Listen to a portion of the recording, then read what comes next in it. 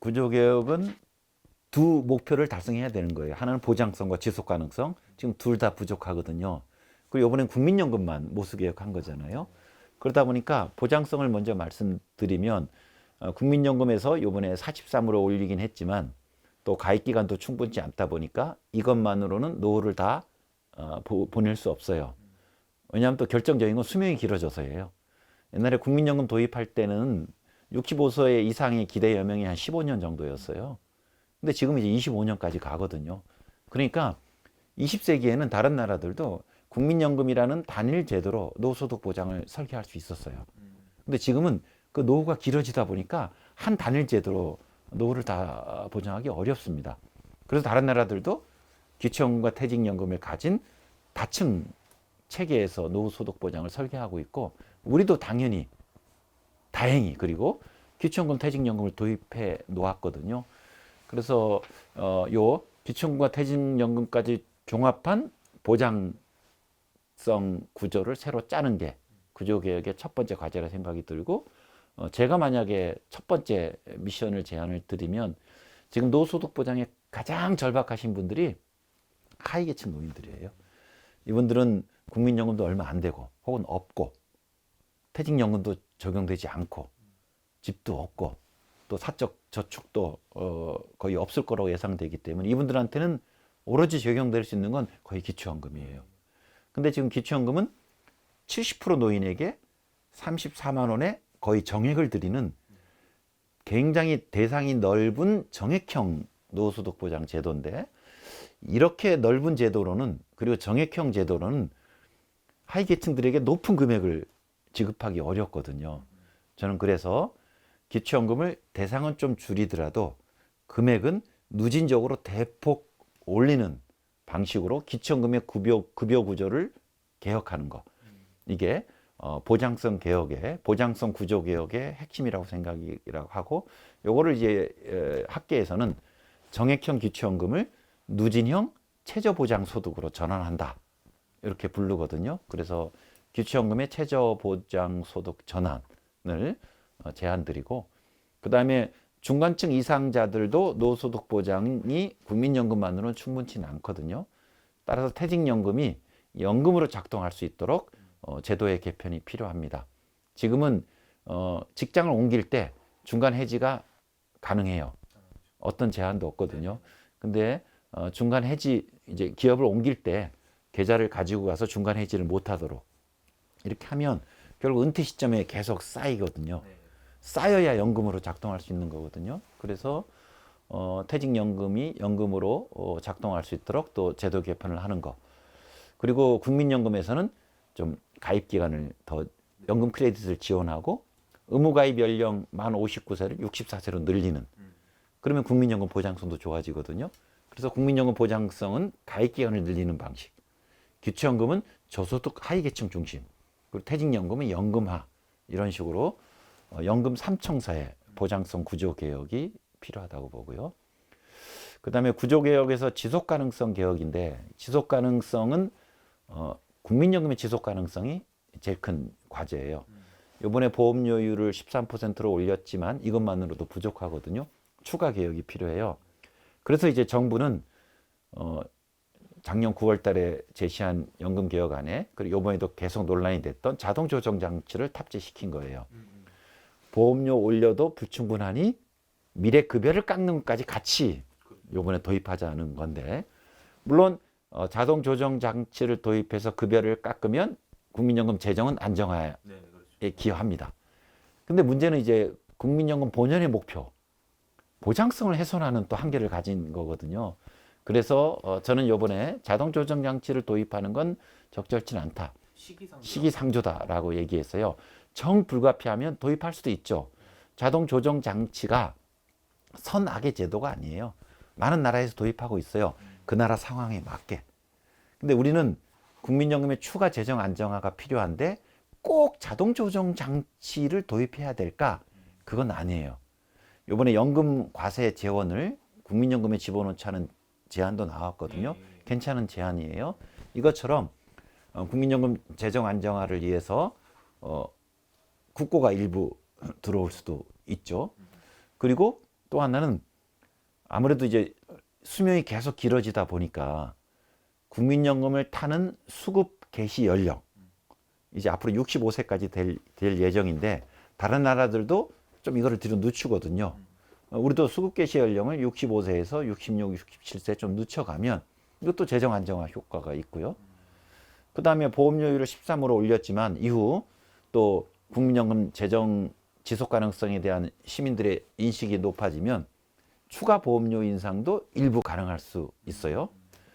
그리고 우리나라는 다른 서구 연금과 달리 거대 기금을 가지고 있어요. 지금 1200조나. 그리고 지금 예상보다 기금 운용 수익이 좋아요. 너무 잘하던데요. 예, 좋아요. 그러다 보니까 기금 수익이 높아지면 당연히 보험료 인상의 필요성은 좀 더 줄어들 수 있거든요. 그래서 지금 기금 수익이 지금 예상보다 좋아요. 이게 좀 더 가면 재정 안정화에 기여할 거예요. 이처럼 국고 투입, 그 다음에 수급 개시 연령 상향, 추가 보험료율 인상, 기금 수익 재고라는 미래 급여를 깎지 않고서도 재정 안정화를 이룰 수 있는 방안이 4개의 카드나 있어요. 이 4개의 카드가 앞으로 어떻게 진행될지를 좀 보면서 추후에 이 4개의 카드가 다 소용없어졌어요. 근데 이대로 가면 미래 세대 부담은 정커. 그러면 진짜 불가피하게 자동 조정 장치가 도입이 논의될 수도 있어요. 예, 저는 마지막 수단이에요. 근데 이거를 지금부터 할 필요는 없다고 생각합니다. 따라서 이제 지속 가능성을 위해서는 이제 연금 개혁 특위가 만들어졌잖아요. 국회에서.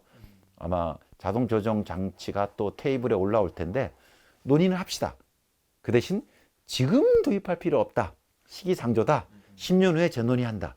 정도로 정리했으면 좋겠고 오히려 수급 개시 연령이라든지 의무 가입 연령 그리고 기금 운용 체계에 좀 더 내시라.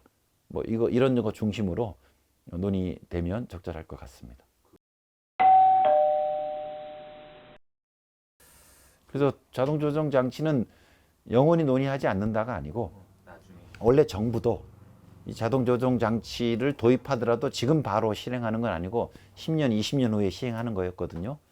저는 이제 2023년에 5년 주기의 5차 국민연금 재정 계산이 있었고 2033년에 한 번 더 5년 지나서 이제 7차 재정 계산이 이루어질 텐데 2034년 7차 국민연금 재정 계산 즈음에 자동 조정 장치를 다시 한번 논의한다 정도로 이번 국회 연금 개혁 특위에서 교통 정리해 주면 뭐 적절치 않을까 생각합니다. 우리가 국민연금을 보면 재정 불안의 2가지 요소인데 하나는 지금까지의 적자예요. 이거는 현재 우리 가입자들, 청년 세대 책임은 아니거든요. 그래서 지금 연금 수급자들의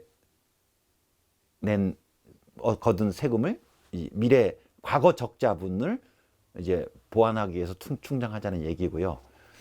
지금 현재 가입자들부터의 국민연금은 어떻게 해야 될까? 저는 수지 균형의 원칙을 가져가는 게 맞다고 봐요. 그래서 지금부터는 받는 거에 비해서 적게 내므로써 미래 청년들에게, 미래 아이들에게 부담을 전가시키는 일은 하지 말아야 되겠다. 그래서 이런 이후 연금 운영에서 수지 균형 원칙을 세우고 그거를 시행하는 게 전 중요하다고 봐요. 다른 서구 연금들이 다 그런 방향으로 가고 있어요. 근데 우리가 이제 그 국민연금공단 계산에 의거하면 40% 받는데 부합하는 수지 균형 보험료율이 한 20% 나온 거예요. 그래서 제가 이제 20을 얘기했던 거고 그 20은 65세부터 받는 걸 상정했던 건데 수급 개시 연령을 조금 뒤로 늦추면 보험료율은 20이 아니고 좀 더 낮출 수 있겠죠. 기금 수익을 좀 더 높이면 20이 아니고 좀 더 낮출 수 있겠죠. 그래서 현행 기존 제도에서 보험료로만 충당한다 그러면 이제 20이 수지균형 보험료였는데 수급 개시 연령 상향 그리고 기금 운용 수익을 감안하면 한 15% 정도면 수지균형을 만들어낼 수 있거든요. 저는 그래서 한 15% 정도의 보험료를 감당하면 미래 세대에게 부담을 남기지 않는 적정 제도 운영이 될 것이라고 봤고 요번에 13%를 올렸기 때문에 제가 갖고 있는 기준에서 보면 한 2%가 부족해서 추가 보험료 인상 요인이 생기는데 그리고 또 43%로 올렸으니까 한 1% 정도의 추가 보험료 인상이 생겨요. 근데 지금 새로운 변수가 기금 수익이 그 전에 상정했던 것보다는 좋아요. 그래서 요거를 좀 더 지켜보면 추가 보험료 인상의 폭은 조금 더 줄어들 수도 있을 것 같습니다. 그래서 기금 수익은 오르락 내리락 할 걸로 보는 거예요. 그래서 이제 보는 게 이제 평균 수익률을 보는 건데 지금 5차 재정계산위원회에서는 4.5로 잡았어요. 4.5로 잡았는데 지금까지 기금운용 수익의 평균 수익률이 6.8이었고 이후에도 전체적인 저성장 국면이다 보니까 요 자산운용의 시장도 좀 더 낮아질 거라고 봐서 한 건데 진짜 우리가 미래 경기를 예측할 수는 없는데 일단 생각했던 것보다는 기금 수익이나 자산 시장이 꽤 좋고 특히 이제 국민연금 같은 기관 거대 기금 투자자들은 상대적으로 조금 안정적인 투자에 또 효과도 볼 수 있거든요. 하여튼 그런 면에서 기금운용 수익은 조금 더 지켜볼 필요가 있어요. 조금은 기대해도 좋을 것 같아요.